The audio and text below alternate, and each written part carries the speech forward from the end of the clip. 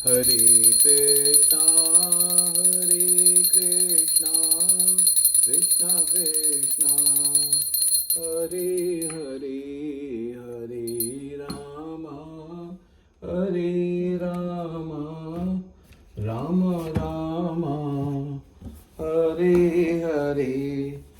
गोविंद बोलो हरि गोपाल बोलो, राधा रमण हरि गोविंद। आज हम श्रीमद् भागवतम के 12वें स्कंद का पेज 598 पढ़ने जा रहे हैं। इन महासागरों में उठ रहे ऊंचे भंवरों में भयानक समुद्री जानवर तैर रहे थे और चारों दिशाएं अशुभ गर्जनाओं से गूंज रही थी।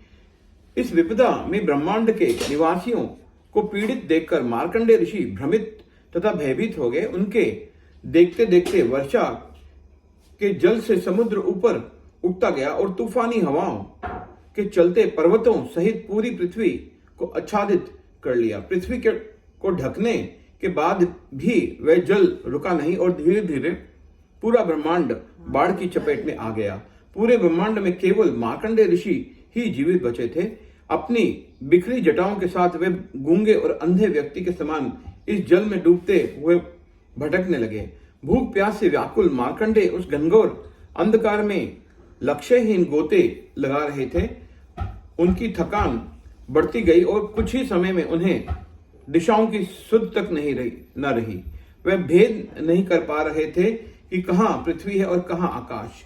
कई बार मार्कंडेय प्रचंड भंवरों में फंस जाते, कई बार विशाल लहरों के थपेड़े खाते और कई बार परस्पर लड़ते झगड़ते जल दैत्यों के आक्रमण से आतंकित हो जाते। कभी उन्हें शोक भ्रम सुख भय तथा पीड़ा का अनुभव होता और कभी उन्हें रोगग्रस्त होकर इतना कष्ट होता मानो कुछ ही क्षणों में मर जाएंगे।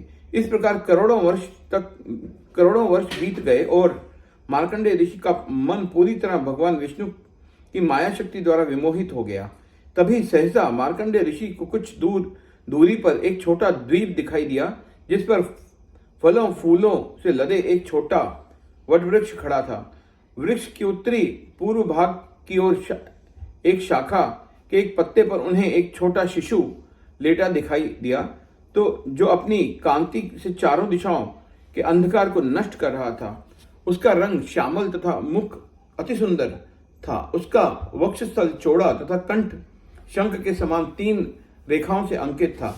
उसके कान के वलन देखकर शंख का स्मरण हो आता था।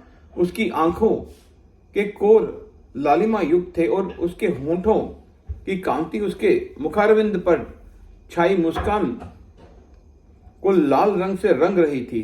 जब वह सांस लेता तो उसके सुंदर केश हिलने डुलने लगते और उसके उदर की त्वचा पर पड़े बलों से उसकी गहरी नाभि अस्पष्ट दिख रही थी। जब मार्कंडेय आश्चर्यचकित होकर उस बालक को देख ही रहे थे कि उसने अपने नन्हे कर कमलों से अपना एक पैर पकड़ा और उसका अंगूठा चूसने लगा। भगवान ने सोचा, मेरे भक्त सदैव मेरे चरण कमलों का अमृत पीना चाहते हैं, जरा मैं भी देखूं इसमें ऐसा क्या है।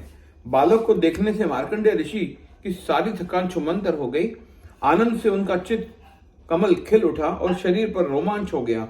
बच्चे के वास्तविक पहचान को लेकर शंकित वे उसके निकट आने लगे और तभी बालक ने एक सांस भरी और ऋषि एक मच्छर की भांति उनके पेट में खिंचे चले गए। भीतर मार्कंडेय ने पूरे ब्रह्मांड का प्रलय से पूर्व की स्थिति में देखा, जो मनुष्य एवं अन्य प्राणियों से भरा पूरा था। उन्होंने सृष्टि के मूल तत्व, उनके विभिन्न उत्पाद तथा प्रत्यक्ष काल को देखा। वे सब ऐसा दिख रहा था मानो वास्तविकता हो। इसे देखकर मार्कंडेय भ्रमित और विस्मित रह गए। उन्होंने वहां हिमालय पर्वत, पुष्पभद्रा नदी तथा अपना आश्रम भी देखा। हरे कृष्णा कृष्ण।